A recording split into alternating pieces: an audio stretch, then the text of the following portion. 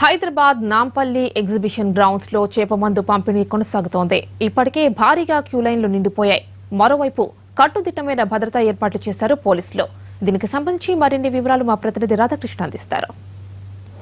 చేప ప్రసాదం పంపిణీ కొనసాగుతుంది. ఉదయం 8:20 ప్రారంభమైన చేప ప్రసాదం పంపిణీ విజయవంతంగా కొనసాగుతుంది. ఎక్కడ కూడా ఎలాంటి అవాంఛనీయ సంఘటనలు ఇప్పటివరకు జరగలేదు. పోలీసులు చాలా పకడ్బందీగా చర్యలు తీసుకున్నారు. గతంలో జరిగిన సంఘటనలు దృష్టిలో ఉంచుకొని ఈసారి మాత్రం చాలా పకడ్బందీగా ఎలాంటి ఇబ్బందులు లేకుండా చర్యలు తీసుకున్నారు. దీనికి సంబంధించి మనతో మాట్లాడడానికి డీసీపీ కమలాసన్ రెడ్డి ఉన్నారు. ఒకసారి ఆయన అడిగి తెలుసుకున్నాం. ప్రధానంగా ఈసారి రోప్ పార్టీస్ ఎక్కువగా పెట్టి తొక్కిసలాట జరగకుండా ఏర్పాటు చేశారు. గతంలో జరిగిన సంఘటనలు దృష్టిలో ఉంచుకొని.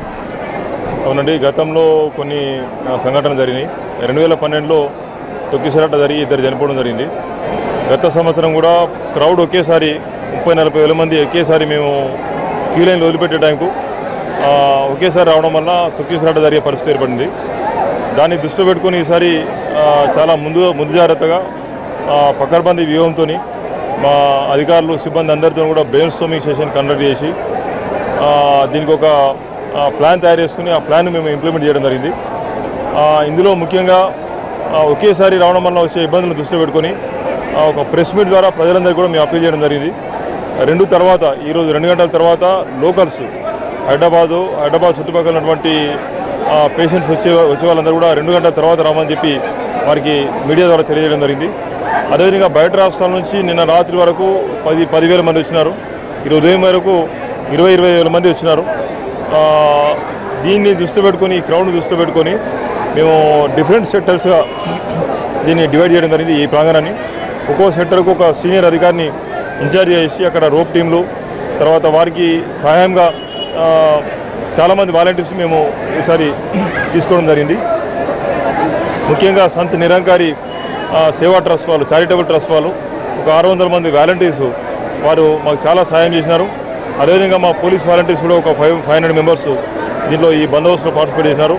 వీరందరి సహకారంతో పోలీస్ సిబ్బంది, Sant Nirankari charitable trust volunteers, police volunteers అందరం కలిసి సమన్వయంతో పకడ్బందీగా మేము బందోబస్తు ఏర్పాటు చేసినాం. అందువలన దీంట్లో ఇక్కడికి వచ్చిన వాళ్ళకి ఏ ఒక్కరు కూడా చిన్న ఇబ్బంది జరగకుండా, ఎటువంటి స్టాంపీడ్ జరగకుండా, ఎటువంటి ప్రెషర్ లేకుండా, కంజెషన్ లేకుండా చాలా స్మూత్గా లోపలికి వచ్చి ప్రసారం తీసుకుని వెళ్ళిపోవడానికి మేము అవకాశం కల్పించడం జరిగింది. మొత్తానికి ఈ ట్రస్ట్కు సంబంధించిన వాలంటీర్స్ కూడా వీళ్ళంతా ఉన్నారు. వీళ్ళంతా పోలీసులకు సహకరిస్తూ ఎలాంటి అవాంఛనీయ సంఘటనలు జరగకుండా వాళ్ళు బందోబస్తులో పాల్గొంటున్నారు.